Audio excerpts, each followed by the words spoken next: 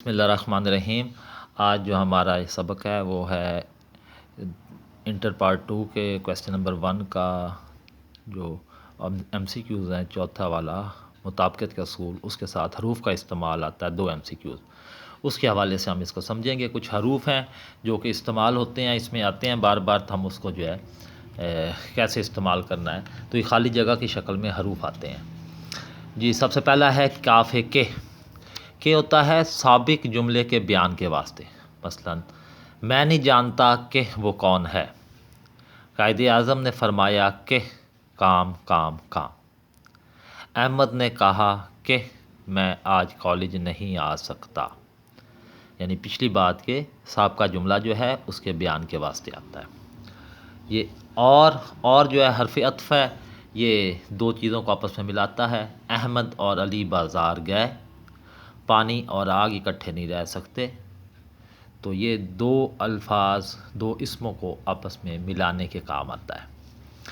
تیسرا ہے یا ایک چیز کو رد کرنے کے لیے، یعنی ایک کو چھوڑ دیا جائے دوسرے کو قبول کر لیا جائے، مثلا کھانا کھاؤ گے یا پانی پیو گے، احمد اچھا بچہ ہے یا برا، عامر نیک ہے یا بد۔ اس کے بعد اگلا ہے جو، یہ اسم مفعول ہے جو کہ اس میں حرف کے طور پہ استعمال کیا جاتا ہے۔ جو تحفہ تم نے مجھے دیا، اب اس کی وضاحت ہوگی آگے، وہ مجھے بہت عزیز ہے، یعنی وہ مجھے عزیز ہے اس کی وضاحت کے لیے لفظ جو استعمال ہوا، تم نے مجھے تحفہ دیا، جو دیا وہ مجھے بہت عزیز ہے، جو کتاب تم نے مجھے دی وہ میں نے پڑھ لی ہے۔ اس کے بعد آتا ہے ورنہ جو ہے یہ دھمکانے کے لیے، ڈرانے کے لیے، کام کا نتیجہ بتانے کے لیے ہوتا ہے۔ پڑھو ورنہ فیل ہو جاؤ گے، محنت کرو ورنہ ناکام ہو جاؤ گے۔ اس کے بعد آگے آتا ہے لہٰذا، یہ اسی لیے یا اس واسطے کے معنوں میں استعمال ہوتا ہے۔ وہ محنتی ہے لہٰذا کامیاب ہو جائے گا، وہ بیمار ہے لہٰذا کالج نہیں آ سکتا۔ بعض دفعہ یوں ہوتا ہے کہ اس کے شروع میں چونکہ آ جاتا ہے، چونکہ وہ محنتی ہے لہٰذا کامیاب ہو جائے گا، اس لیے کامیاب ہو جائے گا۔ آگے آتا ہے یہ دو لفظ ہیں، چاہے یا خواہ، یہ دو چیزوں کے درمیان تعین کرنے کے لیے، یہ اس سے ملتا جلتا ہے جیسے ہم نے یہ الف یا والا پڑھا تھا۔ چاہے یہ لے لو، چاہے وہ، خواہ یہ کام کر لو، خواہ وہ، آپشنز دی جا رہی ہیں دو، اس میں سے کسی ایک کو استعمال کر لو۔ آگے آتا ہے چونکہ کسی چیز کی وجہ بیان کرنے کے لیے استعمال کیا جاتا ہے۔ یہ بھی ہم نے لہٰذا کے حوالے سے بات کی تھی میں نے، چونکہ وہ بیمار ہے اس لیے کالج نہ جا سکا، چونکہ وہ بیمار ہے لہٰذا وہ کالج نہ جا سکا، چونکہ وہ محنتی ہے لہٰذا کامیاب ہو جائے گا، چونکہ وہ محنتی ہے اس لیے کامیاب ہو جائے گا۔ یہ کیونکہ اور چونکہ میں ایک فرق ہے، چونکہ ہمیشہ جملے کے شروع میں آتا ہے اور کیونکہ جملے کے درمیان میں آتا ہے۔ اگر اس جملے کو الٹایا جائے، چونکہ وہ بیمار ہے اس لیے کالج نہ جا سکا، وہ کالج نہ جا سکا کیونکہ وہ بیمار ہے،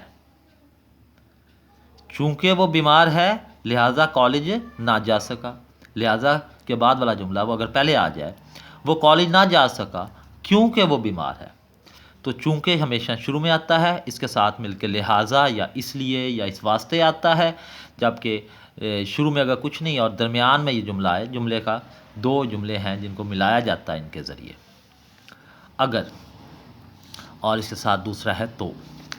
اگر جو ہے وہ حرف شرط ہے، اگر یہ کرو گے تو کامیاب ہو جاؤ گے، یعنی اگر محنت کرو گے تو کامیاب ہو جاؤ گے۔ اگر محنت نہیں کرو گے تو کامیاب نہیں ہوگے. تو یہ تو کے بعد جزا آتی ہے یعنی صلہ بدلہ ملے گا، اور اگر کے بعد شرط لگائی جاتی ہے.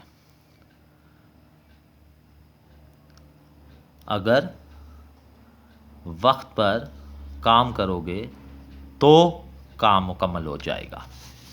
اس کے بعد ہم آگے دوسرا کچھ مزید الفاظ کرتے ہیں. یہ آگے لیکن یا مگر دونوں ایک ہی معنوں میں استعمال ہوتا ہے. یہ پہلے جملے کے شک کو دور کرنے کے لیے. وہ وعدہ تو کرتا ہے مگر وفا نہیں کرتا. وہ محنت تو کرتا ہے مگر ناکام رہتا ہے. وہ محنت تو کرتا ہے مگر دل سے کام نہیں کرتا. پہلے جملے کے مگر اور لیکن دونوں. پہلے جملے میں جو بات کرنے کے بعد انسان کے اندر کوئی شک یا بات پیدا ہوتی ہے تو اس کو دور کرنے کے لیے یہ دونوں حروف استعمال کیے جاتے ہیں. صرف یہ اسم کے ساتھ آتا ہے اور اس کے اندر خصوصیت پیدا کرتا ہے.